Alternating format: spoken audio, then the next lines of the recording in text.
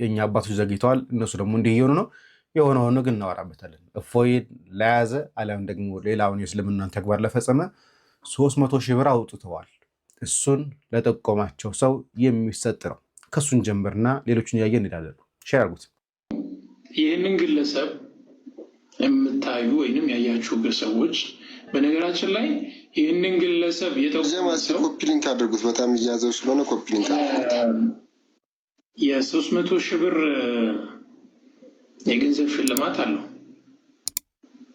ይህንን ግለሰብ የጠቆመ ሰው 300 ሺህ ብር የገንዘብ ሽልማት አለው ተብሏል።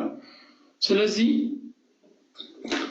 ስራ የሌላችሁ በሐላል ብር ያውም አላህ ዘንድ የተወደደን ስራ ስሩና ይህን ብር ውሰዱ። አልሐምዱሊላህ ትግላችን ምን አልቀረም፣ አሁንም ይቀጥላል። ከወንድማችን እፎይ ጋር በተያያዘ አንዳንድ በጣም የሚያስገርሙ ነገሮች እዚህ ቲክቶክ ላይ ያየው ነው። እስቲ ግልጽ አድርጉልን። ሙስሊሞች በእናንተ ሳይድ ያሉ መምህራን ማለት በኡስታዝ ደረጃ በመምህራን ደረጃ ያሉ የተለያዩ ሰዎች ይሄን ያልኩት ለምንድን ነው? ለምሳሌ እፎይ መምህር አይደለም። በዚህ ቤተክርስቲያናችን ውስጥ እስልምናን በራሱ እንደው የሚያጠና ከዛ በላይ ያነበበውን የሚያካፍል አይነት ወንድም ነው። በእስልምናው ሳይድ ግን በኡስታዝ ደረጃ በመምህራን ደረጃ ያሉ ሰዎች ሳይቀሩ አምላካችን ላይ እንዴት እንደሚሳለቁ እግዚአብሔርን አምላካችንን ጌታችን ኢየሱስን እንዴት እንደሚሳደቡ ሳትሰሙ ቀርታችሁ ነው ወይስ በእኛ ሳይድ ቢሳደቡም ችግር የለውም፣ በእናንተ ሳይድ ግን የሆነ እንደው ቅር የሚያሰኝ ነገር ከተሰማ እንደው እንነሳለን የሆነ አምባገነን እንሁን አይነት ነገር ነው እንዴ? እንዴት ነው እየታሰበ ያለው? ልክ ለእንደዚህ አይነት ነገር እኮ ለመቃወም ልክ ስትነሱ መጀመሪያ እናንተው ቤት ያሉ ልጆችን በመቆንጠጥ መምህራንም ቢሆኑ ኡስታዞችን ቢሆኑ በመከልከል በዛ ነው ባይዜ ሊጀምር የሚገባው። ለምን ይሄንን ያልኩት የተወሰነ ቪዲዮችን አሳያችኋለሁ፣ አብረን የምናይ ይሆናል። ወደዛ ቀጥታ ከመግባቴ በፊት ግን አስቀድሜ አንድ ነገር ልናገር። በክርስትና ውስጥ ያሉ እንደዚህ ዲስከሽኖች ወይም እንደዚህ ውይይቶች ምናምን ከማንም ጋር እናድርገው፣ ከእስልምና ጋር የሚሆን ከሌሎችም ጋር ይሁን በፍቅር መሆን አለበት፣ በየዋህነት መሆን አለበት፣ በፍርሃት መሆን አለበት የሚለው የኔ ብቻ ሳይሆን የክርስትና ፕሪንሲፕል ነው። በቃ ከዚህ ፕሪንሲፕል መውጣት አንችልም፣ ግልጽ ነው።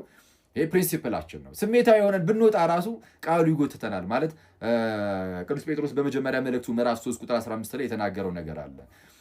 ዳሩ ግን ጌታን እርሱም ክርስቶስን በልባችሁ ቀድሱት ይልና በእናንተ ስላለው ተስፋ ለሚጠይቋችሁ ሁሉ ለመመለስ ዘወትር የተዘጋጃችሁ ሆኑ ይልና ነገር ግን በየዋህነትና በፍርሃት ይሁን ይላል። በየዋህነትና በፍርሃት ይሁን። ዘወትር ለመመለስ ዝግጁ መሆን አለባችሁ፣ ግን በየዋህነት በፍርሃት መሆን አለበት። ሰውን አይደለም፣ እግዚአብሔርን በመፍራት ዝቅ በማለት በትህትና፣ በዚህ ሁሉ ውስጥ ነፍሳትን ለክርስቶስ ለመማረክ ማለት ነው። አንዳንዴ ስሜታዊ ሆነን ከዚህ ፕሪንሲፕል ወጣ ስንል ይሄው ቃሉ ግን ጎትቶ ደግሞ ወደዛው ሊመልሰን ይገባል። ስለዚህ ለዚህ ፕሪንሲፕል ተገዢ መሆን አለብን። ይሄ በቃ በቤተክርስቲያናችን ውስጥ የሁላችንም አቋም ነው። ስለዛ በፍርሃት በየዋህነት በፍቅር በዛ ውስጥ ምንድነው ከኔ ተማሩ እኔ በልቤ ትሁት ነኝ ላለው ጌታ ነፍሳትን እንማርካለን ማለት ነው። እንደዛ አለበለዚያ ነፍሳትን መማረክ አንችልም። መጫጫ ብቻ ነው የሚሆንብን። ይህ እንዳለ ሆኖ ግን ለምሳሌ የሙስሊም መምህራን ወይም ኡስታዞች አምላካችንን በምን ደረጃ እንደሚሳደቡ እስቲ እንስማቸውና እንመለስ።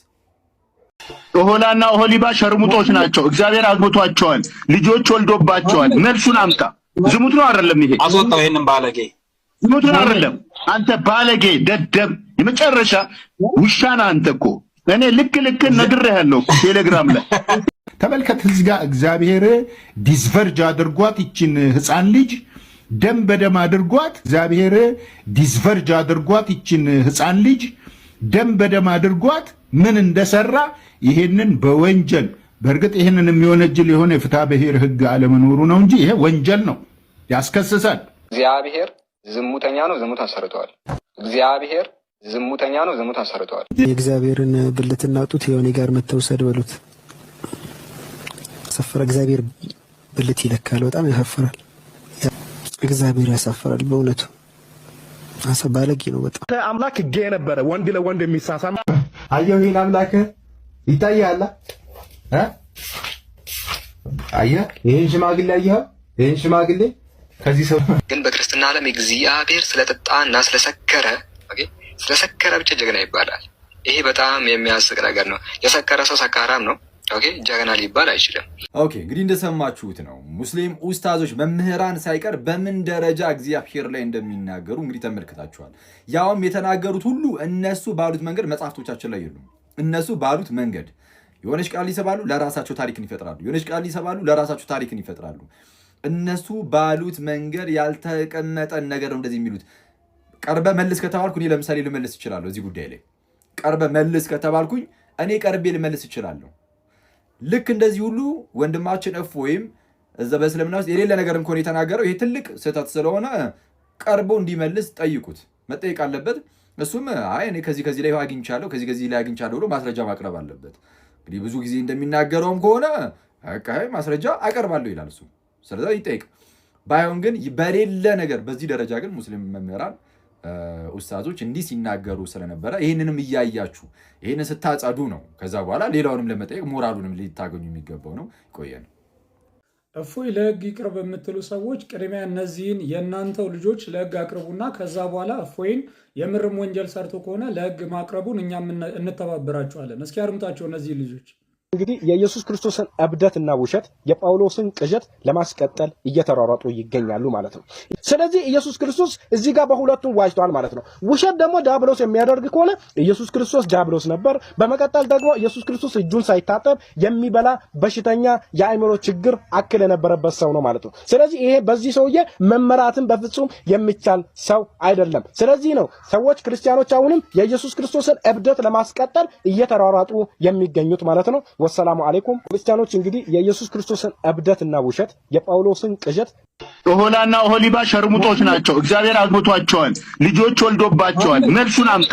ዝሙት ነው አይደለም? ይሄ አስወጣው። ይሄንን ባለጌ ዝሙት ነው አይደለም? አንተ ባለጌ ደደብ፣ የመጨረሻ ውሻና አንተ እኮ እኔ ልክ ነግሬሃለሁ ቴሌግራም ላይ ተመልከት። እዚህ ጋር እግዚአብሔር ዲስቨርጅ አድርጓት ይችን ህፃን ልጅ ደም በደም አድርጓት ምን እንደሰራ ይሄንን በወንጀል በእርግጥ ይሄንን የሚወነጅል የሆነ የፍትሐ ብሔር ህግ አለመኖሩ ነው እንጂ ይሄ ወንጀል ነው፣ ያስከስሳል አላችሁ ነው። ያንተ አምላክ ኢየሱስ ለአንድ ሰዓት ያክል ከንፈር ስሟል፣ የትልቅ ሰውን ከንፈር። ያንተ አምላክ ጌ ነበረ፣ ወንድ ለወንድ የሚሳሳም ማለት ነው። ገድለም አጽዮን ማማይ አንቺ የሸርሙጣ ልጅ እፎይ ለህግ ይቅረብልን የምትሉ አካላት ቅድሚያ እነዚህን ሰዎች ለህግ እንዲቀርቡ አድርጉ።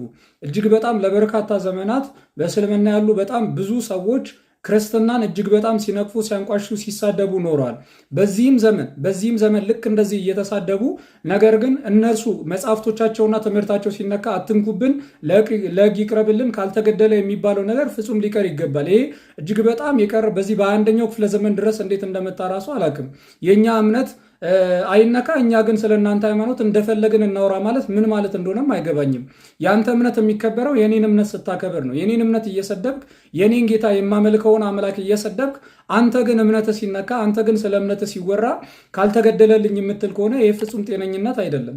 ያለነው ኢትዮጵያ ውስጥ ነው። ኢትዮጵያ ደግሞ ህገ መንግስታዊ ሀገር ናት። ኢስላሚክ ስቴቶች ላይ ሄዳችሁ ይህንን በእስላም ህግ የምትመራ ሀገር ላይ ሄዳችሁ ይህንን ህግ ማስከበር ትችላላችሁ። እኛ ብቻ ስለሌላው ሃይማኖት እንደፈለግን እንሳደብ እንናገር፣ እነርሱ ግን ሌላው ግን ስለኛ መናገር የለበትም የሚለውን ነገር እዛ ስፍራ ማክበር ትችላላችሁ። እዚህ ግን እናንተ ስለኛ ሃይማኖት እንደፈለጋችሁ እየተሳደባችሁ፣ እኛ ግን የእናንተን ሃይማኖት የእናንተን አስተምሮ ስንነካ ግን በዚህ ልክ መጮ እጅግ በጣም አስፈላጊ ያልሆነ ነገር ነው። ዛሬ እፎይ ቢታሰር እንደነዚህ አይነት ልጆችን ካላስቆማችሁ፣ የራሳችሁ ልጆች ካላስቆማችሁ በቀር እንደ እፎይ አይነቶች ደግሞ እጅግ በጣም ገና በርካታ ሆነው ተነስተው የባሰ በእስልምና ላይ ያለውን እያንዳንዱን ነገር እያነሱ ይነቅፋሉ፣ ይተቻሉ። ስለዚህ መከበርን ከፈለጋችሁ ሲጀመር ሌላውን እምነት አክብሩ። ሌላውን እምነት ሳታከብሩ ክብርን አትሹ። ምን አይነት ክብር ነው የምታገኙት? ሌላውን እምነት ሳታከብሩ በሰፈራችሁበት መስፈሪያ ነው የሚሰፈርላችሁ። ስለዚህ ሌላውን እምነት አክብሩ። መጀመሪያ የእናንተ እምነት እንዲከበር በእናንተ እምነት ውስጥ ሆነው እንደዚህ በዚህ ልክ የሌላውን እምነት የሚያንቋሹና የሚሰርቡ ሰዎችን ቅድሚያ በግልጽ ወጣችሁ ተቃወሟቸው። በግልጽ ወጣችሁ እስኪ ለህግ አቅርቧቸው። ከዛ ያኔ እኛም እንተባበራችኋለን። ወንጀል የሰሩ ሰዎችም ለህግ እንዲቀርቡ እኛም እናግዛችኋለን። ሰላም ክርስቶስ ይብዛላችሁ። እንዲህ ብሎ ጽፏል። ይህንን ገብታችሁ ተመልከቱት። ጀማል መሐመድ ራሱ ምን አለ? እፎይ የሚባለው ልጅ በመረጃ ነው የሚሞግተው። ለእያንዳንዱ ነገር ኢትዮጵያ ውስጥ ብዙ ሰው ያልቀራቸውን የእነ ቡኻሪን ኪታብ በመረጃ እያቀረበ ነው የሚከራከረው።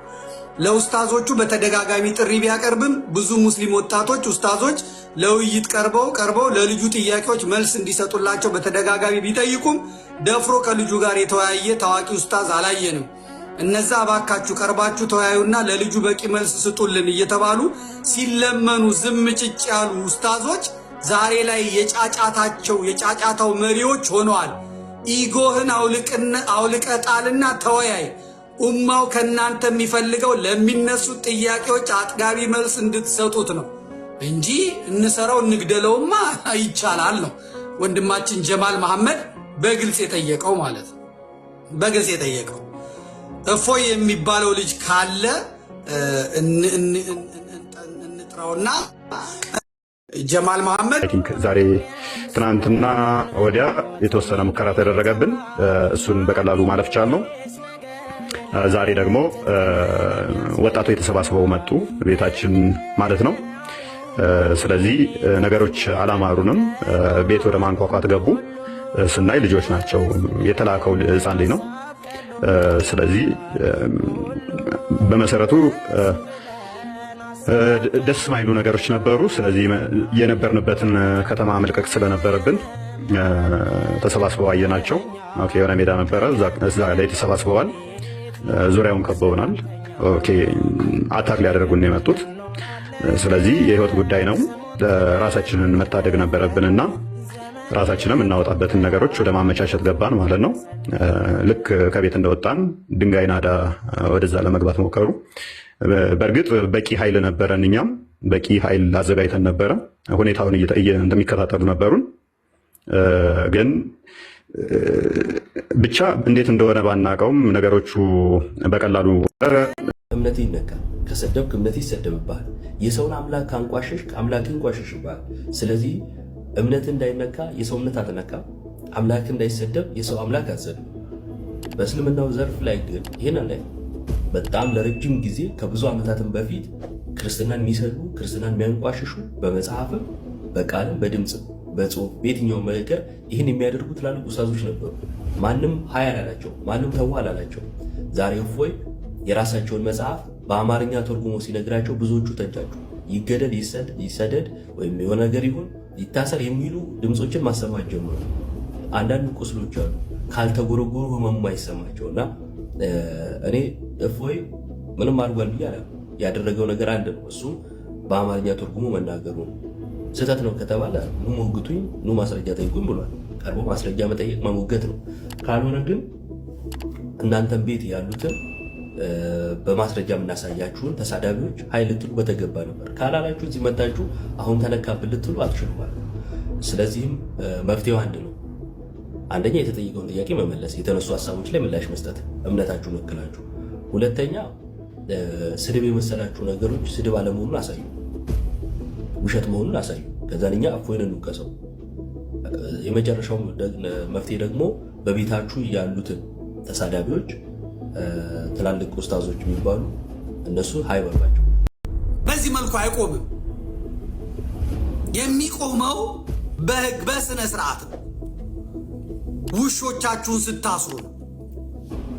እዚህ ዝም እንደማንል ሊያውቁት ይገባል። እኛም ዝም አንልም ነው።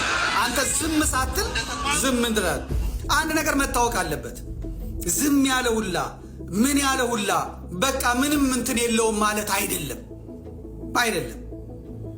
ውሻ ስትሮጥለት ይነክሳል፣ አለቀ፣ ያባራሃል። ውሻን ቆም ብለህ ነው የምታናግረው።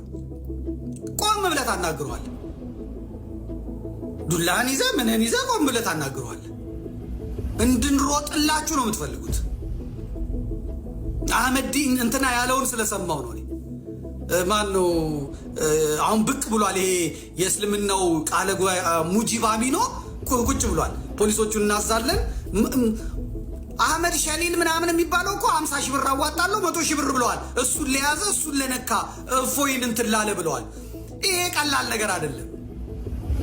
እናንተም የታጠቃችሁትን ሱሪ የታጠቀ ህዝብ ነው ያለው። በፖለቲካ በፕሮፓጋንዳ እንደ ህፃን እየጮሁ እያለቀሱ በማስገደድ ጩኸት አስፈርቶ የለም። ይሄ ከኖርንባትም እኩል እንኖርባታለን፣ ከጠፋንባትም እኩል እንጠፋባታለን ሀገሪቷን ማለት ነው። ሃይማኖት ነው። የሃይማኖት ጉዳይ ስስ ነው። አንተ ዘመኑ ስርዓቱ ስለሚፈቅድልህ አብይ አህመድ ፓርቲው ስልጣን ሁሉ እስላም ስለሚሸጥ ዘመኑ የኔ ነው ብለህ መስጊድ ውስጥ ይህን ቅስቀሳ የምታደርግ ከሆነ የራበው ህዝብ ነው ያለው፣ የተቸገረ ህዝብ ነው ያለው፣ የመረረው ህዝብ ነው ያለው። አታቆሙ፣ ማንም አያቆሙ። መጽሐፋችን አትንኩ አንነካባችሁም ብሎ መሄድ እንጂ ነብዩን ወዳቸዋለሁ ስትል ክርስቶስን ወደዋለሁ የሚል ይመጣል። ጊዮርጊስ ይመጣል፣ መርቆሬዎስ ይመጣል፣ ሰማዕቱ ቅዱስ መርቆሬዎስ፣ ቅድስት ክርስቶስ ሰምራ ትመጣለች። አንተ ነብይን ስትወድ አምላኩን ክርስቶስን የሚወድ ይመጣል። ስለ ክርስቶስ ሲመከራ የሚቀበል የሚጋፈጥ ይመጣል።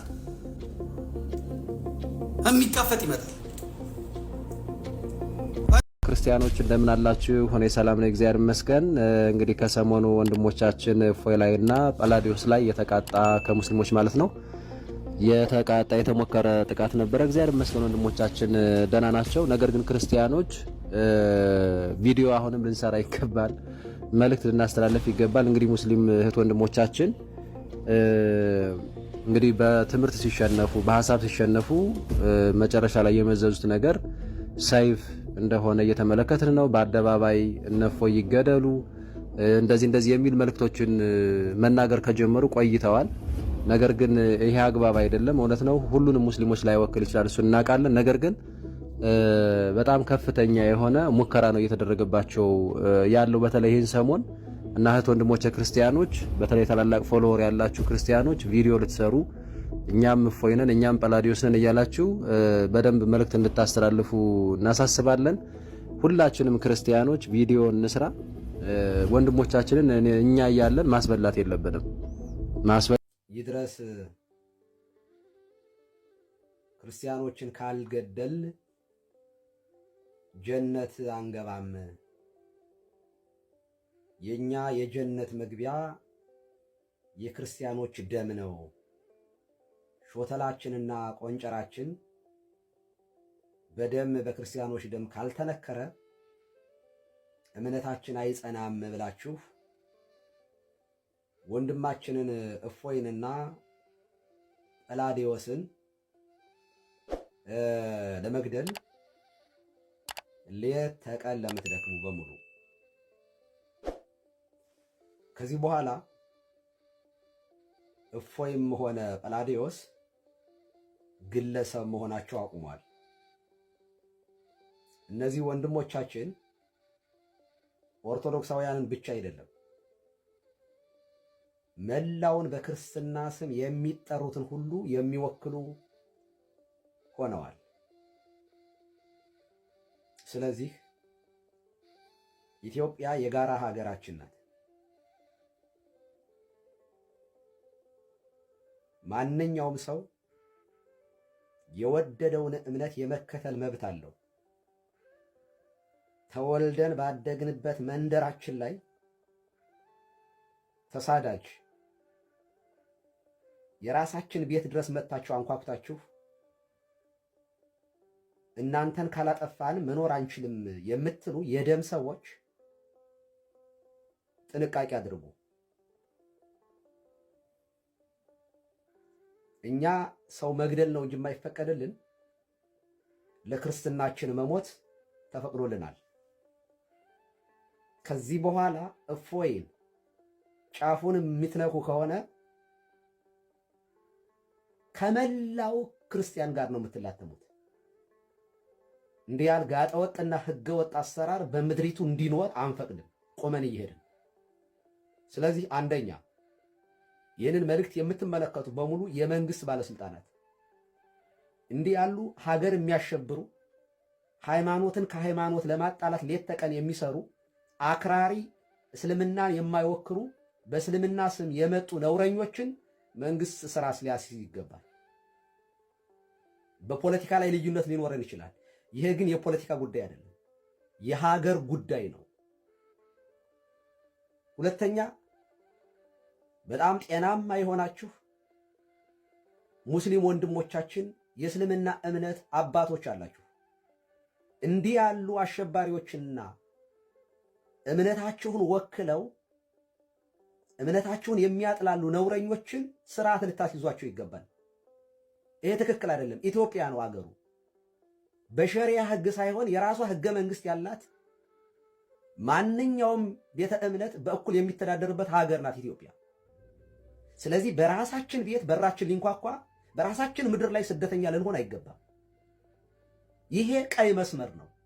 ይሄንን በማወቅ ነውረኞችንና ነውጠኞችን ልታስቆሙ ይገባል። ሌላው መላው ክርስቲያን ኢትዮጵያ ውስጥ መኖር የማይፈቀድበት ጊዜ እንደመጣና ዘመን እንደመጣ ኢንዲኬት የሚያደርግ የሚጠቁመን ነገር እያየን ነው። ስለዚህ እነዚህ ወንድሞቻችንን ብቻ አይደለም ሰው በክርስትናው ምክንያት የማይገደልበት ዘመን እንዲመጣ አንድ ሆነን መቆም እንዳለብን ማሳሰብ ፈልጋለሁ። ጥንቃቄ ሊደረግ ይገባል። ይሄ በጣም ነውረኝነት ነው። አብያተ ክርስቲያናት ተቃጥለዋል፣ ካህናት ታርደዋል። አሁን ግን የሚታየው ነገር በጣም ከዚያ የባሰና የከፋና የከረፋ ነገር ነው እየመጣ ያለው። ስለዚህ ጥንቃቄ ሊደረግ ይገባል።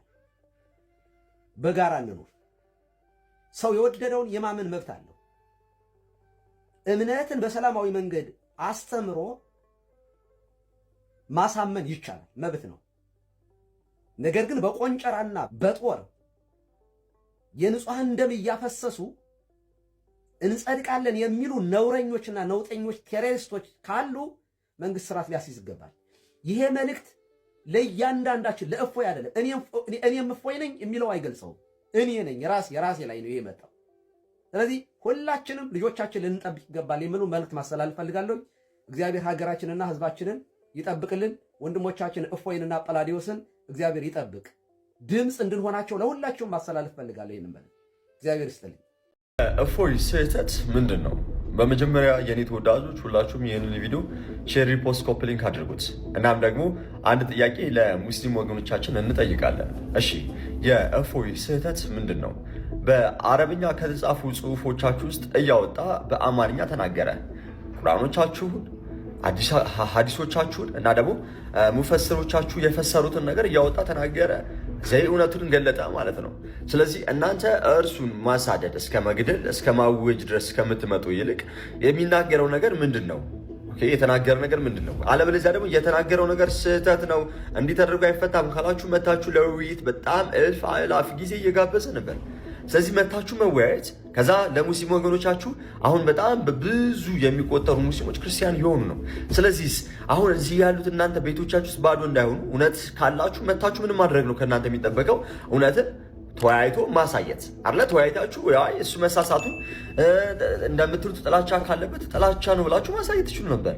ይህንን ባላደረጋችሁበት ሁኔታ የሙስሊም ሚዲያዎች ላይ ግን ምን አይነት ነገር እያወጃችሁ መታችኋል? ልጁ እንዲታሰር፣ ልጁ እንዲገደል፣ በቃ በብዙ መልኩ ልጁ ላይ የተደረገ ጥላቻን እያደረጋችሁ ነው።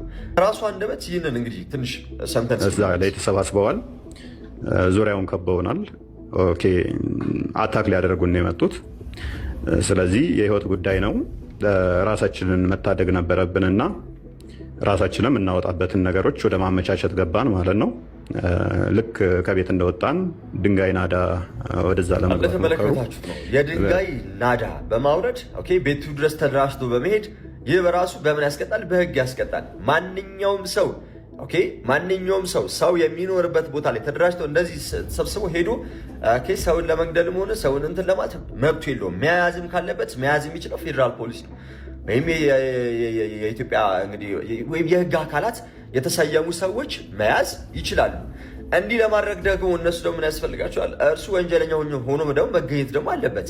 ወንጀለኛ ሆኖ ባልተገኘበት ምንም ስህተት ባልሰራበት፣ እናንተ ግን ጀስት ገና ለገና እንግዲህ ብዙ ሙስሊሞች ጥያቄ መጠየቅ ጀመሩ። ብዙ ሙስሊሞች እንግዲህ እውነትን ማወቅ ጀመሩ ብላችሁ በአረብኛ የተጻፉ ክታቦቻችሁን በአማርኛ ስላነበባቸው በአማርኛ እናንተ እንዲገባችሁ አድርጎ ስለነገራችሁ እንደዚህ መሆን ግን ትክክል አይደለም። እሳ እንደው ለስድቡና እንደው ለማንጓጠጡ ግን ማን የቀረበ ነው ሲባል እነሱ ኡስታዞቻቸው ሼዎቻቸው ሳይቀሩ የሚናገሩት ተመልከቱ።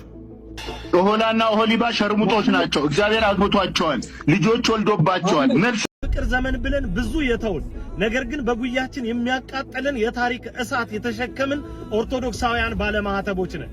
አንድ ክልልን ሙሉ እያመሰ የማይሆን ትዕዛዝን እየሰጠ መረጃ እያማታ ክርስቲያኖች እንዲሰደዱ እንዲገደሉ ትዕዛዝ እየሰጠ አብያተ ክርስቲያናት እንዲቃጠሉ እያደረገ ያሸበረን ሰው በጉያችሁ ታቅፋችሁ አቦ አቦ አሚን አሚን እያላችሁ እየከረማችሁ ነገር ግን ባስተምህሮ ላይ ተመስርቶ የታለ እውነቱ ይሄ ነገር ውሸት ነው ብሎ የተጻፈን ነገር እያነበበ የሚሞግትን አንድ ኦርቶዶክሳዊ እፎይን ግን ካልገደልን ትላላችሁ። እፎይ የመላው ባለማህተቦች ልጅ ነው። እፎይን መንካት ማለት መላው ኦርቶዶክሳውያንን መንካት ማለት ነው። እኔም እፎይ ነኝ፣ መላው ባለማህተብም እፎይ ነው። ይህንን እውነት መጋፈጥ የምትፈልጉ ከሆነ ባስተምህሮ ልክና በተጠቀሰ ጥቅስ ብቻ ተሟገቱ። ሌላውን ነገር እንድትተውት ነው የምንላችሁ። ለምን መሰላችሁ? ለዚህ ማሳያና ማስረጃ የሆነ ነገር እናንተው ጋር ነው ያለው። እናንተ እንደዚህ ትሉን የለ እንዴ? ያንተ አምላክ ኢየሱስ ለአንድ ሰዓት ያክል ከንፈር ስሟል፣ የትልቅ ሰውን ከንፈር። አምላክ ጌ ነበረ፣ ወንድ ለወንድ የሚሳሳም አየሁ። ይሄን አምላክ ነው እፎይ ሊገደል ነው፣ እፎይ አመለጠ ምናምን በጣም ብዙ ነገር እየሰማን ነው። እንደኔ ግን ይሄን ነገር እኔ አልቀበለውም። እኔ አሁንም ቢሆን ለእፎይ የውይይት ጥሪ ነው ማቀርብለት። ምክንያቱም ማን ትክክል ነው ማን ትክክል እንዳልሆነ እውነታው እንዲወጣ እፈልጋለሁ። እኔ ምንጊዜ የምለፋው የምጠራው ምንጊዜ ቪዲዮ የምሰራው ትክክለኛው ቦታ የቱ ነው፣ ትክክለኛው መንገድ እያዘ ያለው የትኛው ነው የሚለው ነገር ሰው ማወቅ ስላለበት ባካችሁ ይህን ቪዲዮ ሼር ኮፒ እያደረጋችሁ በጣም ብዙ ሰው ጋር አደርሱልኝና በተለይ በጣም ብዙ ተጽዕኖ ፈጣሪዎች አሉ በዚሁ በቲክቶክ ላይ ማለት ነው። ይህን ጉዳይ እነሱ መሀል ገብተው ወይ ዮኒ ማኛ ሊሆን ይችላል ወይ ደግሞ ሞጣ ሊሆን ይችላል ወይ ደግሞ እነ ቴዲ አሉ እነሱ መሀል ገብተው ቢያወያያችሁና ትክክለኛ እውነቱ ማን ጋር እንዳለ ቢጣራና ህዝቡ ቢያውቀው ባይነኝ። የኔ ሀሳብ ይሄ ነው።